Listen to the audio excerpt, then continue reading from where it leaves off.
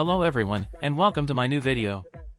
Today I wanted to talk about some of my rarest Steam achievements. I love playing video games and it always feels satisfying to complete a game 100%. But sometimes there are achievements in game that are totally dumb. So let's see what are my rarest achievements and let's find out why they are rare. Let's get started with our list with 2 achievements, because why not? Number 20 and 19 are both from the Final Fantasy X2 DLC Last Mission. Both, midway through, and almost there have a percentage of 0.9.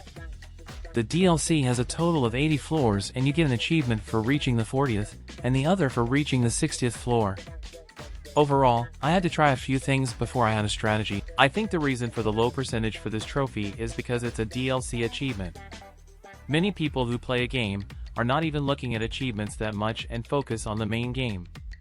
In some cases you don't even want to come back for a DLC because it's been too long since you finished the main game, or if you come back you just want to finish the DLC and see the main path related content. That's why you will often see DLC achievements with a small percentage. Number 18 is Full Chain from the main game Final Fantasy X2 with a percentage of 0.9%. Until the endgame I didn't even know about stun locking an enemy or getting attacks chained up higher than 2 attacks, to be honest. When I went for the remaining trophies it was not that hard to get it if you know which enemy you can fight for the achievement and how to do it. But I think it's so rare because there is no real possibility to get such a high chain before the last optional dungeon or the endgame in general, because the enemies will likely die before you get to 99 attacks in a row. Number 17 is Ratings Master from Jurassic World Evolution with a 0.8% rate. This is another achievement coming from a DLC. To get this achievement you have to reach a park rating of 5,000, which is not difficult if you know how to do it. It will take you a while to reach the requirements, but if you have the high rating dinosaurs in your park it's pretty easy. Number 16 is Wounding Tooth from Jurassic World Evolution with a 0.8% rate. Another achievement from Jurassic World DLCs, and a very specific but easy one. You just have to take a photo of a specific dinosaur poisoning another.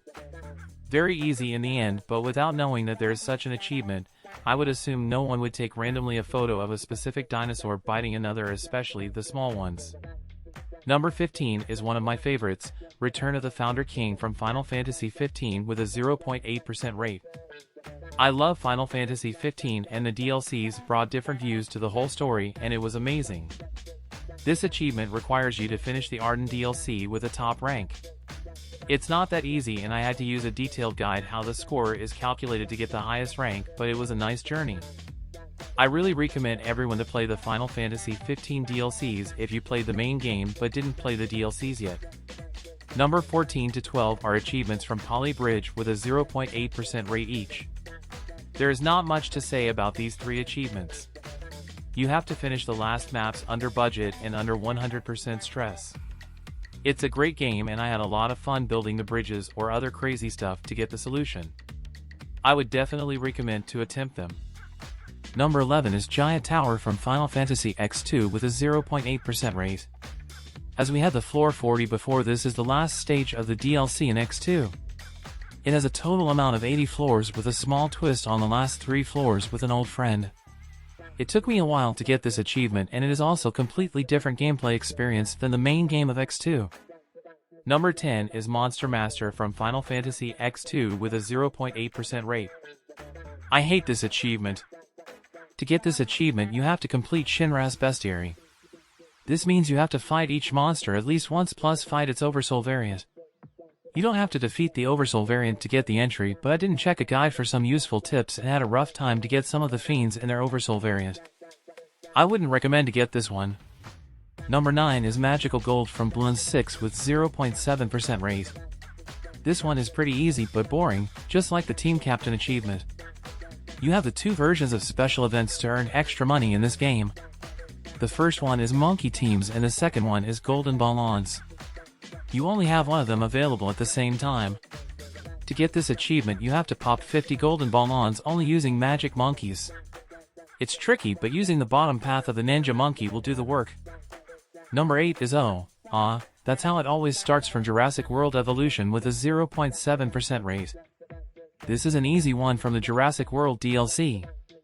There is an alternative look for the Stegosaurus he needs, which is just one of the research selections. As soon as you have one of them, you just have to take a photo of him attacking a ranger team. Number 7 is you'll never look at birds the same way, with a 0.7% rate. I don't remember exactly if this specific achievement was difficult or not, but I do remember the challenge mode in general was quite challenging by its nature. For this one you have to use only carnivores to finish the challenge on Pain Island. You can sort them before breeding. It's just another DLC achievement. Number 6 is I read your book from Jurassic World Evolution, and surprisingly not a DLC achievement with a 0.7% rate. To get this one I had to get every InGen database entry in the entire game.